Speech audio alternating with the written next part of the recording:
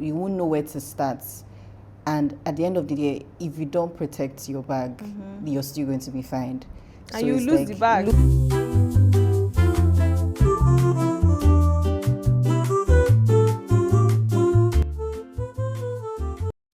Hello, ladies.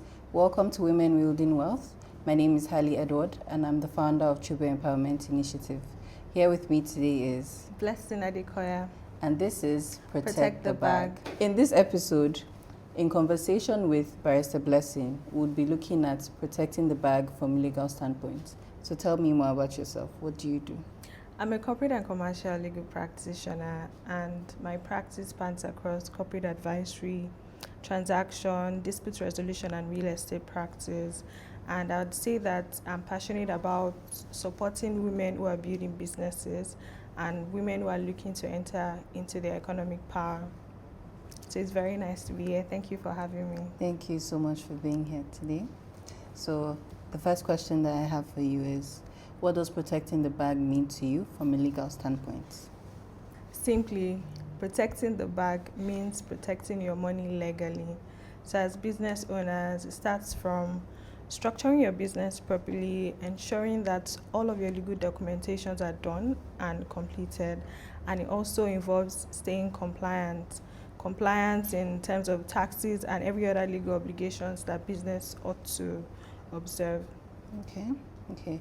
So what do you think is the first legal step that most women who are starting their business tend to miss out on? The very first step that I've noticed that a lot of businesses miss is their registration with the Corporate Affairs Commission.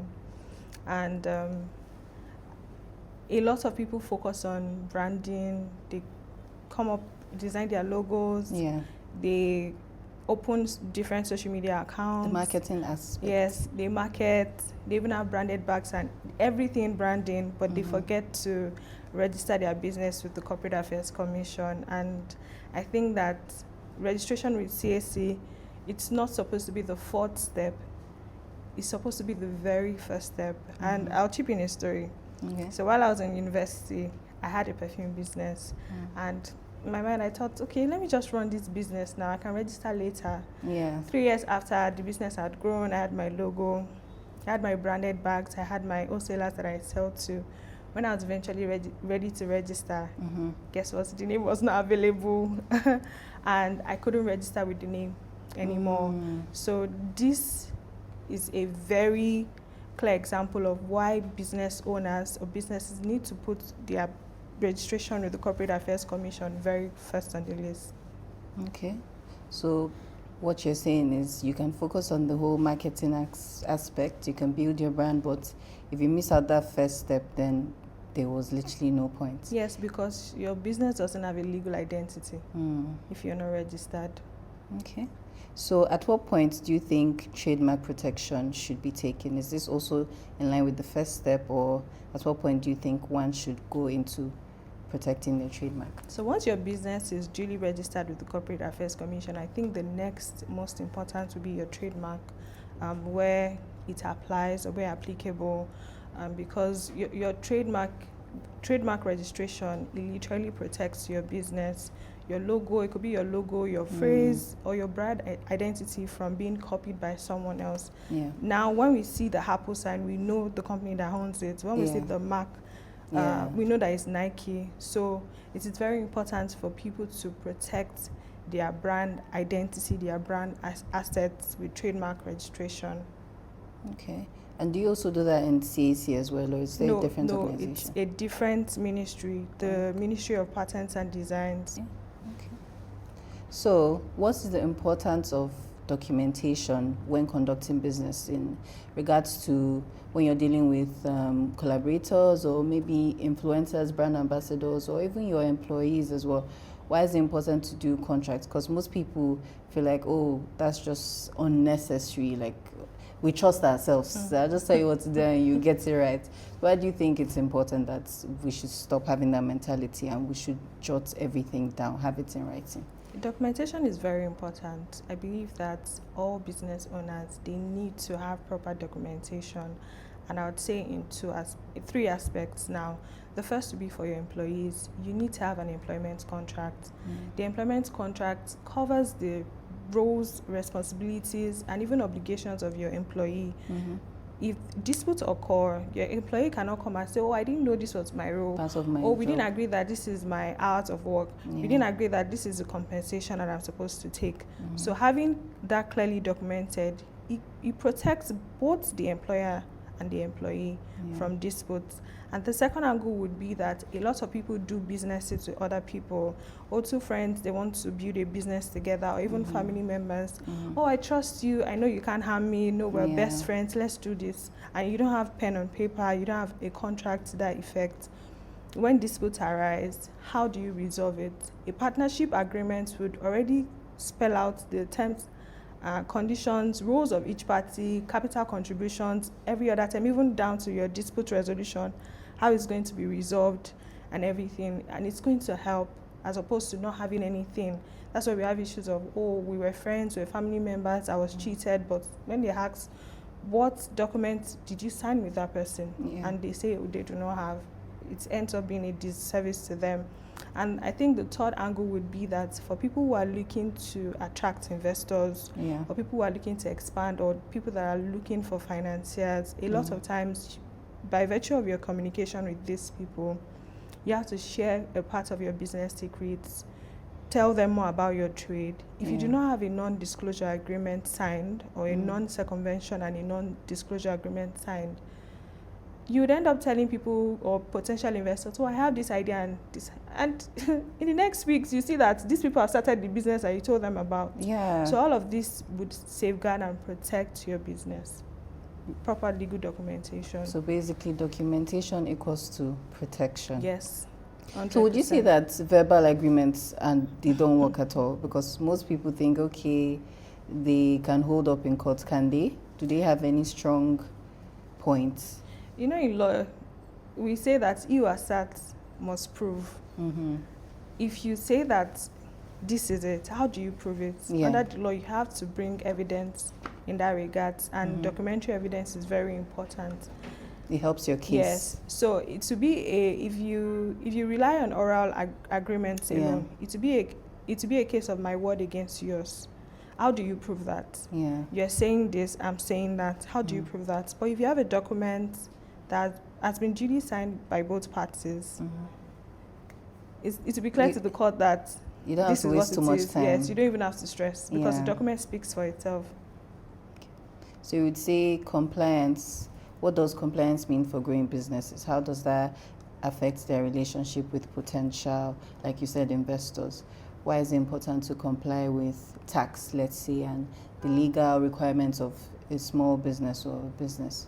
Okay, so for businesses that are looking to expand, that are looking for investors, financiers, or even looking to bid for government contracts, there are certain documentations that are needed by these businesses. And I see that a lot of times business owners miss out on opportunities because you can never tell when a contract will come and they will ask you for your documentation and you'd find out that you don't have. So a part of this documentation that business owners need to have in place is their tax clearance certificates.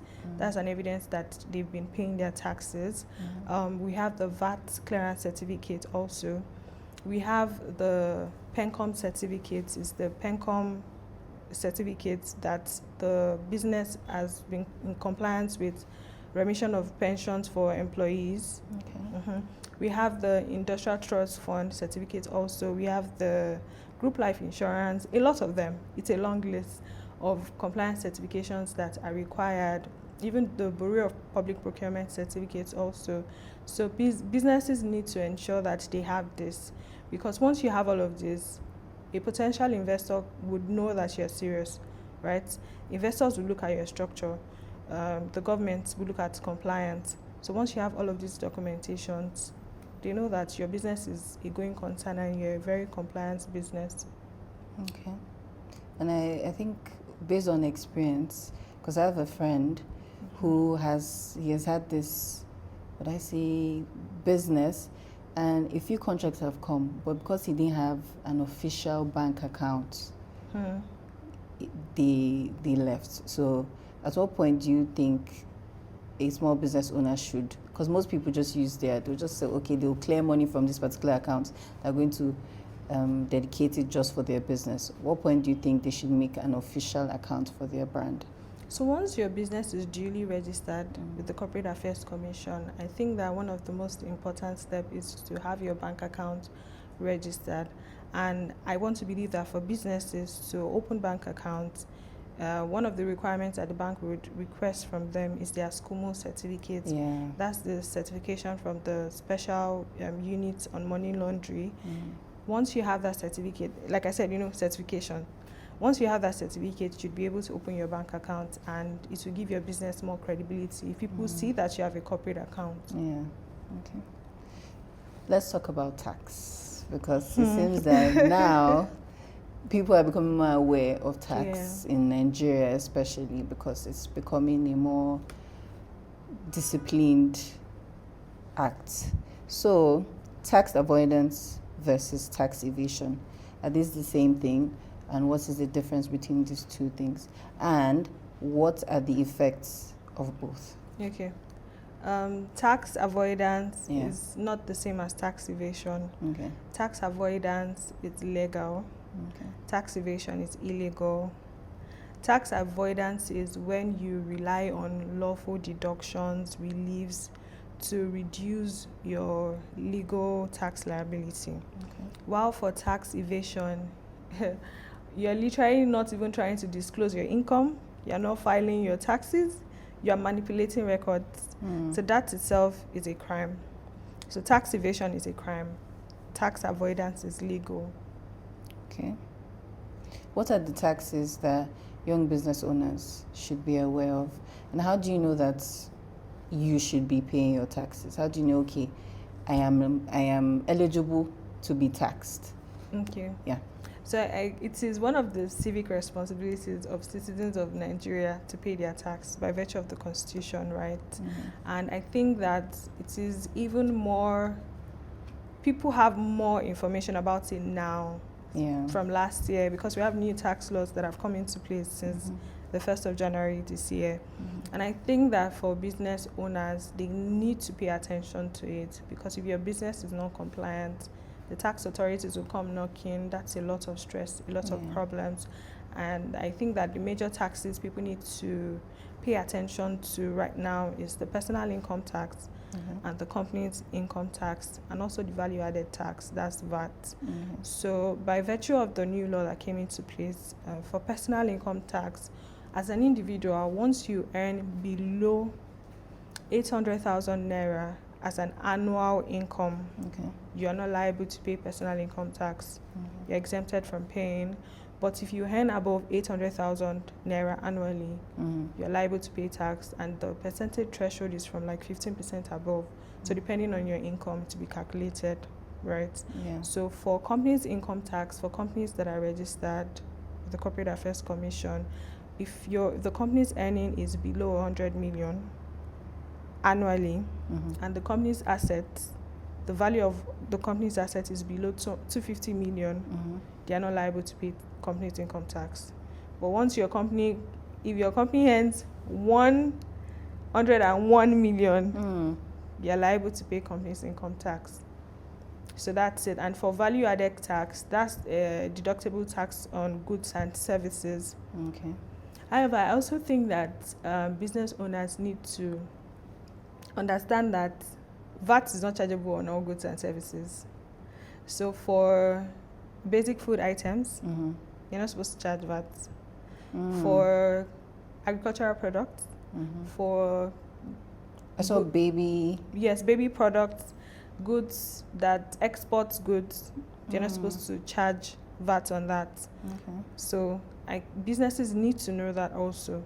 So I think that they need to know more about the taxes, compliance, and everything. Okay.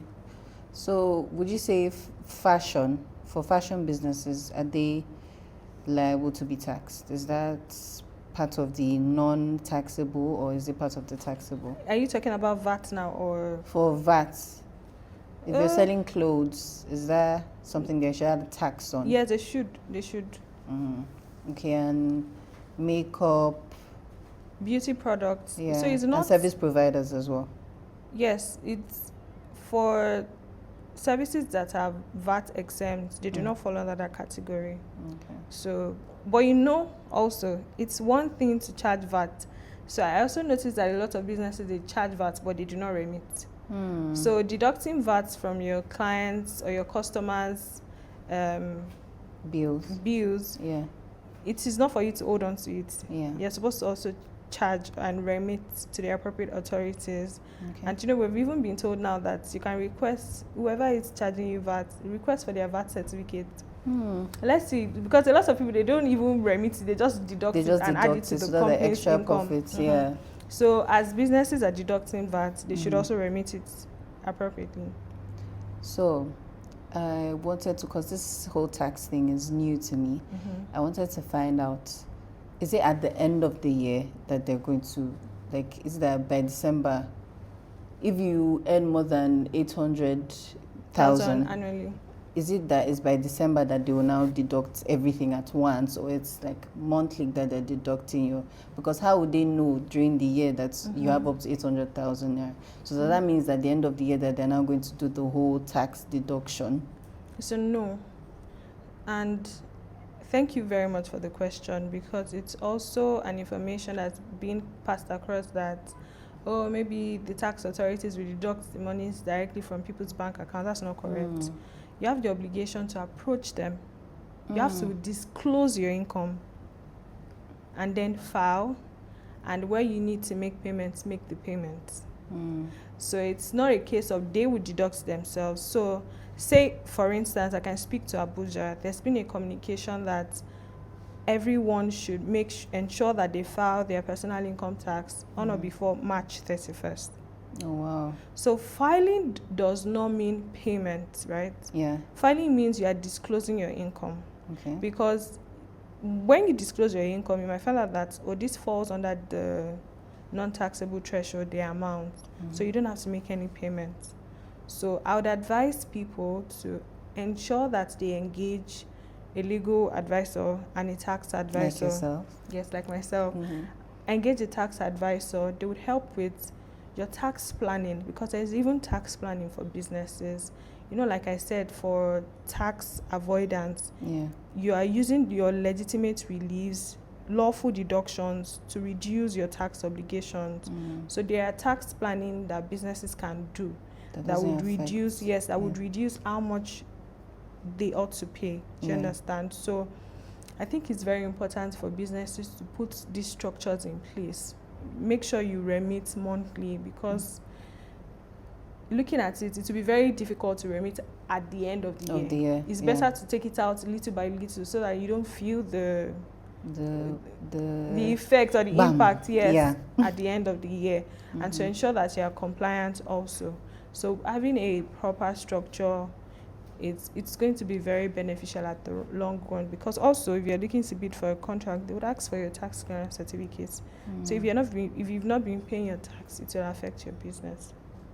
Okay, so in respect to tax, basically, it's not a thing of, oh, we don't need to do anything. At the end of the year, they'll just remove it from my account. You need to do something. You actually need to go. Because if you're not compliant, they are fined. They'll still come and... They are fined. Yeah. You're not only just going to now pay, but you'd pay fines for non-compliance. In addition, yeah. Is there any law that says is there a certain, I won't say punishment, a certain crime that can make you go to jail in respect to the new tax laws, or is it just fines?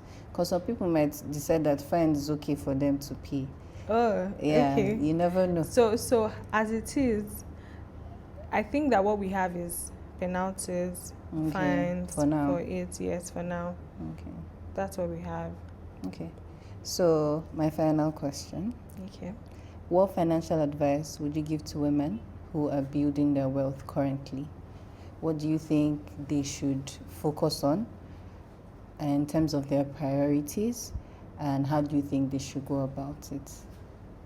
Okay, so I want to first appreciate women, because I see that women are doing great things right now. Gone are days where women just sit, fold their hands, I see a lot of new founders, Yeah. new business owners, and I want to say that I'm really, really proud of the women that we have. I'm Yeah. so proud, so blessed to be a woman myself. Mm-hmm. And I'd like to just advise and encourage that we put a proper structure to our businesses, really. And these are part of the things that I made mention of in my book, 911 for Business Owners. Having a proper structure in place, from your business registration, your trademark protection, all of the contracts that you need to do, your regulatory compliance, even filing, as little as filing your annual returns with CAC. Once you have a proper legal structure in place in your business, a lot of things will be easy. It will be easy for you. They wouldn't miss out on opportunities. They wouldn't miss out on a whole lot. It would even save them a lot of stress and make them more money. Okay. So I'd like to encourage the women. We're already doing great, Yeah. but let's ensure that we have proper structure in place, because building wealth is good, but building structured wealth is better. Okay. And in order to do this, I think from this conversation, I don't think this is something one can do on their own. They actually need the legal personnel. Yes. To assist them with this, because this is a lot for people who are not really learned in that.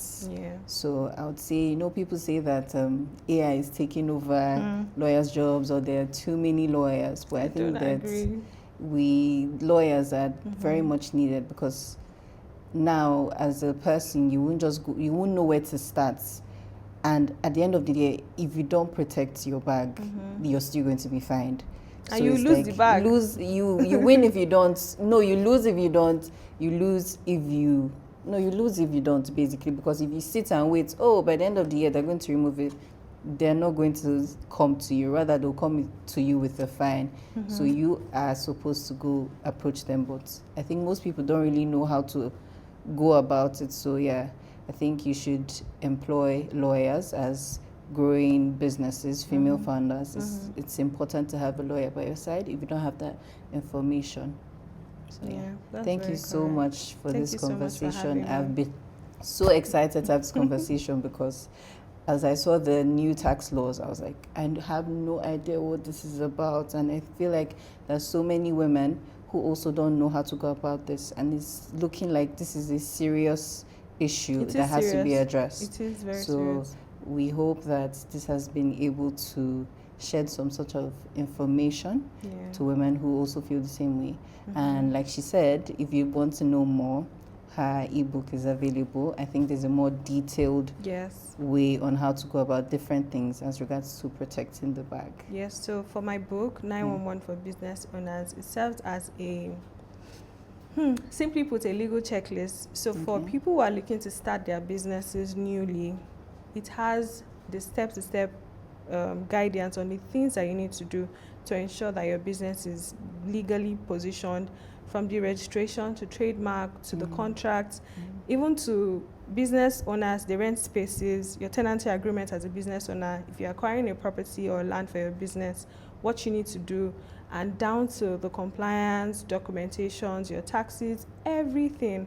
The book contains a step-to-step guidance for people who are starting newly, people who are already in their businesses, people who already have businesses also. It serves as a checklist because you can see that, okay, I've registered my business to CAC. Oh, but I've not done my trademark. Oh, my tenancy agreement I just signed, or the rent for my store is about to elapse and I need a lawyer to go through the agreement. I need a lawyer. I'm looking to bring a partner on board into my business. You're looking to pitch your business to potential investors, everything. The book contains a step-to-step guidance for business owners, and I think that it will be very beneficial to them. A lot of business owners have read it and they've come back to say how it has helped them greatly. So I think that is a must-have for business owners. Okay, I'll definitely be getting that book. Where can we find you on social media? Okay, so I'm on Instagram, blessing_Adekoya, and on other social media platforms, TikTok, LinkedIn, Blessing Adekoya. Do you have an email that you'd like to share? Yes, my email address is small letters, blessingadekoya798 wielding@gmail.com. If you check my Instagram page, all of my other informations are there. My email, LinkedIn. my Linktree link is there, so you can contact me. Okay. My phone number and everything. Yeah. Once again, thank you so much You're for welcome. gracing us with your presence and your knowledge. It has been a lovely experience having this conversation with you. Thank you very much. This is the end of episode 1 for Women Wielding Wealth. We hope to see you again soon. Thank you.